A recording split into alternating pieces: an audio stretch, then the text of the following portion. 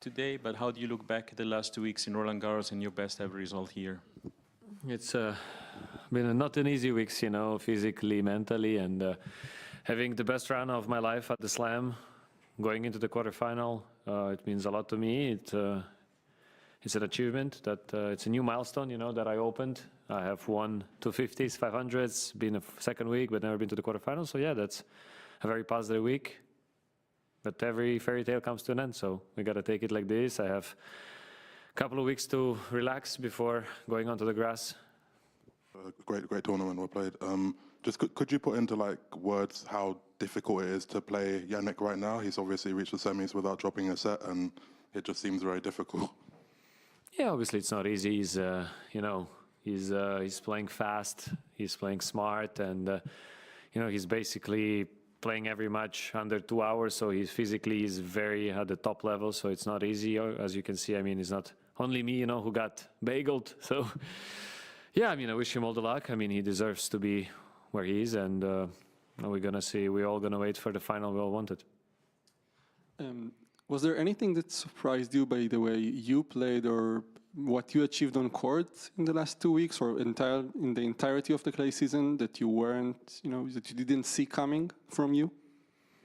As I mentioned this many times, I just changed the approach in the game itself. So I came to clay with no expectations, but with expectations, So in a way, I'm not coming to lose, in the first round at the tournament because I played how many events? Maybe I played 6 events.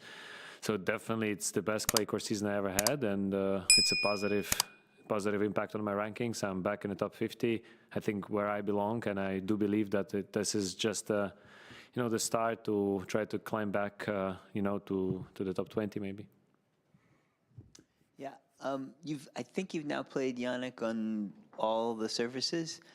Is there any difference with him, clay, hardcourt, grass?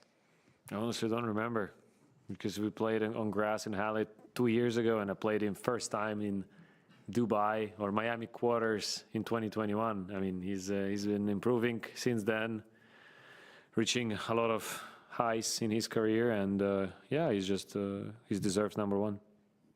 Alexander, I'm wondering if this new relationship with clay would make you experience the Latin American Golden Swing in February. Good weather and nice food.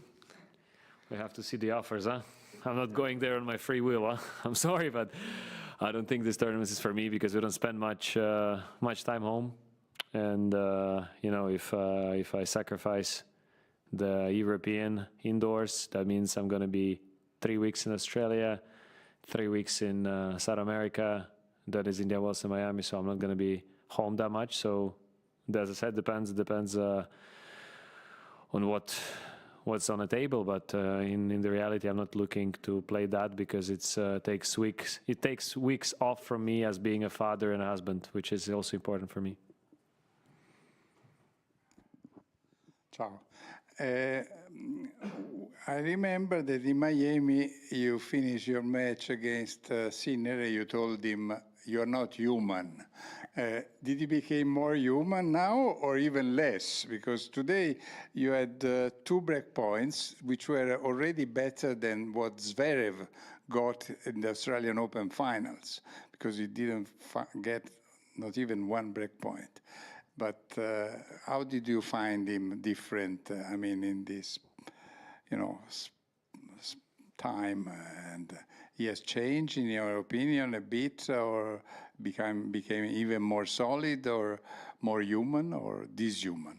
No, that was a joke back then. He was so young and already so focused and playing so well. He reached the final that year in 2021 Miami, but now, he's an established top 2 players of the world right now. He's deserved number 1. He's a multiple Grand Slam champion. So that's something, that probably few people can touch, in general. So for me, he's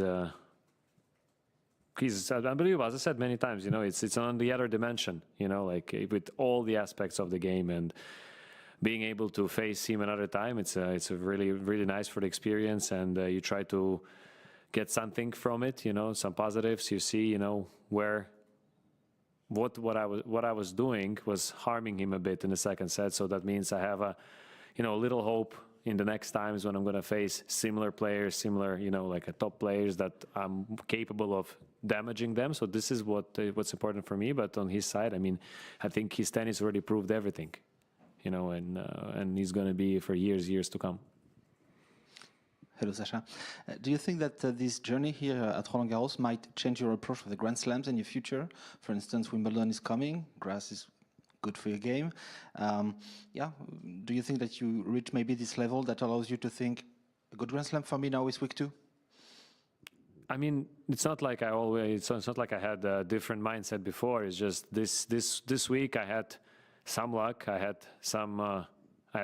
first round, I had James Duckworth, was quite one-sided. Then I had an upset of Alex, and then I had again a guy outside of the top 100. So I don't think I got many of these draws, and to be able to come through the top 10 player on a slam, it's not easy. So especially when you're not seated, even if you're seated, like I've been seated for like 3 years straight, and I haven't reached past the third round. So for me, slams is a lot about the draw, in my opinion. It's a lot about who you play, if, because I'm going to be like, 40 in the world now, and I may face the first round, I may go on Alcaraz or Sinner, and it's not easy.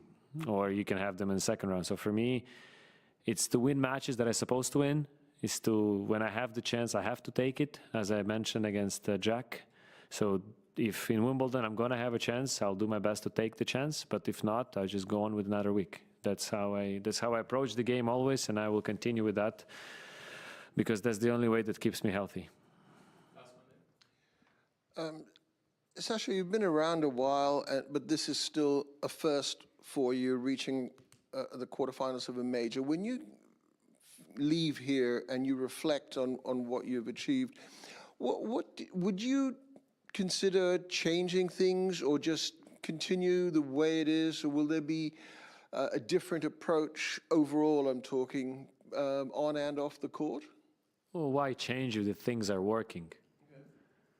This is very simple for me. I mean, I never had the goals to be a Grand Slam champion. I never had this I don't think I ever had a thought, that's like it's not like about possible or impossible. I never wanted that. Tennis for me is a journey. Tennis for me is a part of life, an important part of life, but quarterfinal here, it's like, achievements on the wall, like a 251, 501, different surfaces, so that's another tick in the box. And if by the end of my career, I would have, let's say now I have one quarterfinal, so I have 3 to go, that will be fun. But if not, it's okay, I have a 4 round. So, I have these little steps that I would like to achieve, like maybe a master win or a master final, so to have, this kind of thing. So when I'm going to look back in the 15 years or 20 years that I've spent on the tour, I'm going to say, okay, with what I've done with my body, with my tennis, what did I achieve? So this is how I'm going to approach that. And as long as things are working, and if for the next 10 years I'll be a top 50, 60 player in the world, that's totally fine for me,